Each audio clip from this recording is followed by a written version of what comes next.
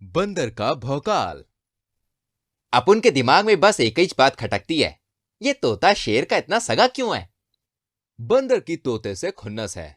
वो मौका ढूंढता है तोते को टपकाने का। तो चलिए देखें इस बार बंदर क्या करने वाला है और क्या वो कामयाब होगा। आज सुबह मैंने नया बुल देखा। वाह, what a handsome guy. Oops, I mean bull. हाँ तो उसमें क्या है, हमको तो 1.5 महीने पहले गजब की तोती मिली। अब ऊ हमार मेहरारू है। बहुत बढ़िया, बहुत बढ़िया। अब बस बन जाओ आशिक और काट लो अपनी नस। इन ससुर नए आशिकन का यही हाल है। यहाँ ये सब चवन्नी भर की पंचायत लगाए बैठे हैं और बंदर का अलग ही स्वैग चल रहा है। बोले तो एकदम सॉलिड प्लान बनाएला अपन। पोपट उड़ेगा, बहुत उड़ेगा, पर सीधा ऊपर। हमारी जाने जिगर, कहाँ हो तुम? तुमरे लिए एक ठो ताजमहल यहाँ जंगल में बनवा दें। हमरा बहुत बट है। हम अपने बड़के भैया से कही के शादी की बात चलाते हैं। हमसे अब का है ना, सबर नहीं होता। ये गया पोपट काम से। ओए मैनू तो लगदा है पोपट दी कहंदी पाँव हो गई जी। हे ओल्डी, जस्ट चिल। मरा नहीं, ए बस बेहोश हुआ है। बंदर उधर झाड़ियों में छिपकर सारा मंजर देख रहा था। साला अपन तो फिर फेल हो गया। ये 271वीं बार है जब अपन फेल हुआ। साला कभी कभी तो लगता है ये पोपट नहीं अश्वत्थामा है। इसी बीच गधे ने शेर को भी तोते के बेहोश होने की खबर दी। सरकार हमाओ तो जो मानवो है कि जे सिर्फ दुर्घटना नहीं आ, जा में तो साजिश की बू आ रही है। साजिश क्या बकते हो? तोता मेरा खासम खास है। उसके खिलाफ साजिश करके कौन अपनी मौत को बुला रहा है? बन नहीं नहीं, कुछ नहीं कुछ नहीं। अच्छा तो ये सब बंदर का रचा है। उस टपोरी को अपनी जान से नफरत हो गई है क्या? अभी तक बंदर छोटे छोटे जानवरों पर अपने पैंतरे आजमाता रहा था, लेकिन इस बार उसके पत्ते बिछाने खुद जंगल का राजा आ रहा है। अपन बोला तू मेरी लैला, वो बोली। अरे ये शेर राजा आज इस गरीब की खोली में एक मैसेज भेज दिया होता, अपन आ जाता। मैं तुझे वार्निंग देने आया हूं, तोते से दूर रह वरना। अरे अरे अपन समझ गया। बोले तो पोपट तुम्हारा पंटर है। आप अपन के माई बाप हो, आपने बोल दिया, समझो काम हो गया। इसके बाद शेर वहां से निकल गया, लेकिन बंदर के दिमाग में तो कुछ और ही चल रहा था। अगर अपन ने तोते को कुछ किया तो शेर अपन की वाट लगा डालेगा। कुछ सॉलिड आइडिया सोचना पड़ेगा मामू।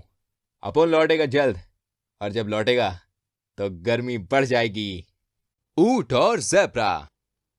ज़ेब्रा और ऊंट के बीच में बहुत पक्की दोस्ती थी। जंगल में सभी जानवर उन दोनों की दोस्ती की मिसालें दिया करते थे। कई जानवर उन दोनों की दोस्ती से जलते भी थे। कई बार तो कुछ बुरे जानवरों ने उन दोनों की दोस्ती को तोड़ने की कोशिश भी की, लेकिन ज़ेब्रा और ऊंट की दोस्ती नहीं टूटी। दोस्त हमारी दोस्ती है सबसे प्यारी, सबसे बढ़कर है हमारी यारी। तेरे हर बुरे जोक पर मैंने है ताली मारी। हम हैं दोस्त पक्के, अलबेली है अपनी यारी। दोनों एक दूसरे के साथ घूमते और एक ही घर पर रहते थे। सब कुछ बड़ा अच्छा चल रहा था। फिर एक दिन सियार ने उन दोनों दोस्तों पर चोरी का इल्जाम लगा दिया और उनको फंसा दिया। राजा जी, आपके घर जो चोरी हुई है वो इन दोनों ने ही की है। लेकिन असलियत में ज़ेब्रा और ऊंट ने चोरी नहीं की थी, लेकिन फिर भी उनको सजा दी गई। तुम दोनों को सजा के तौर पर सहारा के रेगिस्तान में 1 महीने के लिए भेजा जाता है। सियार ने सोचा कि 1 महीने में तो दोनों गर्मी से मर जाएंगे, और यही सोचकर वो खुश होने लगा। ज़ेब्रा और ऊंट रेगिस्तान के रास्ते पर चल पड़े। ज़ेब्रा बोला, दोस्त 1 महीना रेगिस्तान में कैसे बीतेगा? मैं तो मर ही जाऊंगा यार। परेशान मत हो दोस्त, मैं हूं ना। दोनों चलते चलते रेगिस्तान में पहुंच गए, लेकिन ज़ेब्रा के पैर रेत पर चलने के लिए नहीं बने थे। दोस्त, अब मैं नहीं चल पाऊंगा। चिंता मत करो दोस्त, तुम मेरे ऊपर बैठ जाओ, मैं तुम्हारा वजन उठा सकता हूं। रेगिस्तान में दिन बीतने लगे। ऊंट हर समय अपने दोस्त ज़ेब्रा की हेल्प करता। ज़ेब्रा बोला, दोस्त, मुझे गर्मी की वजह से बहुत ज्यादा प्यास लग रही है। ऊंट बोला, मैं तो एक बार में खूब सारा पानी पी लेता हूं, लेकिन रुको, मैं तुम्हारे लिए पानी ढूंढता हूं। पानी के ही उस स्रोत के पास वो दोनों रहने लगे ताकि ज़ेब्रा को प्यासा ना रहना पड़े। अब महीने के 20 दिन बीत चुके थे और ज़ेब्रा को हरी घास न मिलने के कारण बड़ी परेशानी हो रही थी। वो कमजोर हो गया था। ऊंट बोला, दोस्त, तुम हिम्मत रखो, बस थोड़े ही दिन बचे हैं, फिर हम अपने हरे भरे जंगल में होंगे। ज़ेब्रा बोला, मेरी हिम्मत तो तुम हो मेरे दोस्त।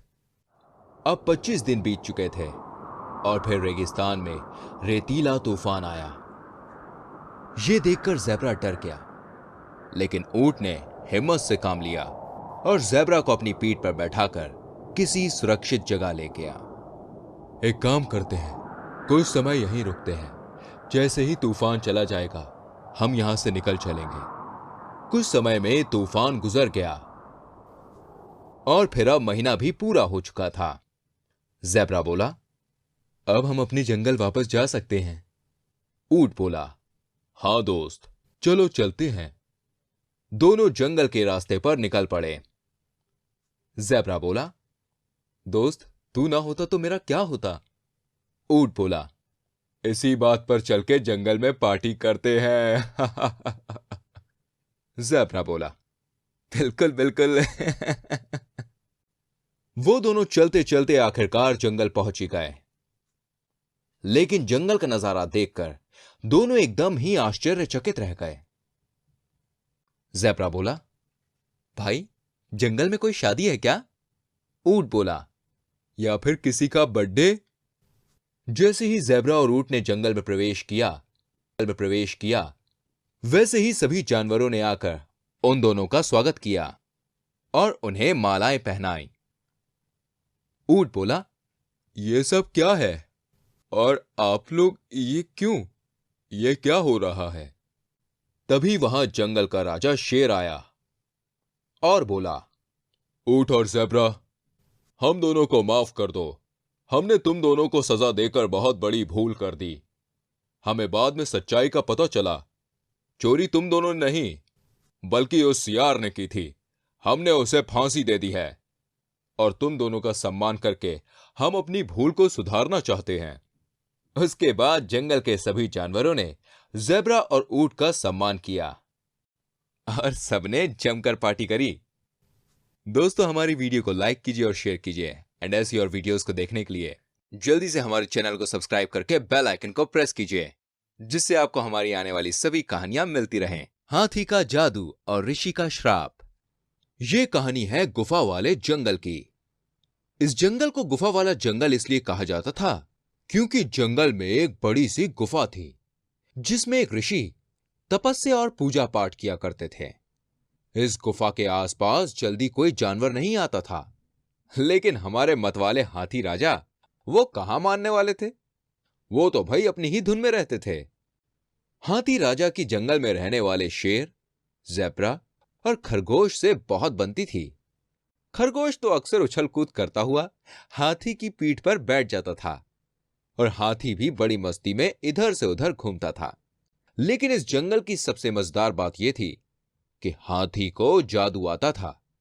वो अपने जादू से किसी भी चीज को गायब कर देता था और फिर वो चीज तब तक नहीं मिलती थी जब तक वो नहीं चाहता। ऐसा करके हाथी बड़ा खुश होता था। एक दिन हाथी ज़ेब्रा से बोला, मैं सोच रहा हूं क्यों ना हम वो गुफा वाले ऋषि को परेशान करने चलें। ऐसा क्यों? क्या उन्होंने तुम्हें कुछ कहा है? नहीं तो, बस मेरा मन हो रहा है कि मैं उनकी पूजा की चीजें गायब कर दूं और उसे परेशान करूं। पर जब उन्होंने कुछ किया ही नहीं है तो तुम ऐसा क्यों करना चाहते हो? अरे, मजे लेने के लिए, और क्यों? नहीं नहीं, मुझे ऐसा कुछ नहीं करना है। अगर तुम्हें करना है तो तुम जाओ। हाँ हाँ, मैं तो जाऊंगा ही। और ऐसा कहकर वो ऋषि की गुफा के पास पहुंचता है। ऋषि गुफा के अंदर होते हैं और बाहर पेड़ के पास पूजा का सामान रखा होता है। हाथी पूजा के फूल गायब कर देता है। इतने में ऋषि गुफा से वापस आते हैं और पूजा का जल रखकर जाते हैं। जब वो चले जाते हैं तो हाथी जल को गायब कर देता है और छिप जाता है। मैं बार बार पूजा की चीजें यहां पर लाकर रखता हूं और वो गायब हो जाती है। आखिर सब कुछ जा कहां रहा है? यहां तो मेरे अलावा कोई और है ही नहीं। तभी ऋषि चट्टान की तरफ देखते हैं, जहां चट्टान के पीछे से हाथी की सूंड दिखाई दे रही होती है। ऋषि को समझते देर नहीं लगती। हाथी, मैंने तुम्हें देख लिया है। ये सब तुमने ही किया है। मैं समझ गया हूं इस बात को। तुमने मुझे बिना बात के परेशान किया, अपने जादू का गलत फायदा उठाया। इसलिए मैं श्राप देता हूं, अब जब भी तुम जादू करोगे तो वो जादू उल्टा हो जाएगा। हाथी ऋषि की बात पर ध्यान न देकर वहां से वापस आ जाता है और अगले दिन शेर हाथी से कहता है, अरे हाथी, आज अपने जादू से तुम कुछ अच्छा सा खाने को लाकर दो। बड़ी भूख लगी है। हाँ हाँ, जरूर, क्यों नहीं। पर ये क्या, हाथी जादू करने जाता है और जादू की जगह वो शेर को थप्पड़ मार देता है। ए हाथी, यह क्या किया? लगता है तुम्हें मरने का डर नहीं। और कुछ मंगाओ तुम जादू से, नहीं तो मैं तुम्हें ही खा जाता हूं। नहीं नहीं, ऐसा मत करना, मैं दोबारा कोशिश करता हूं।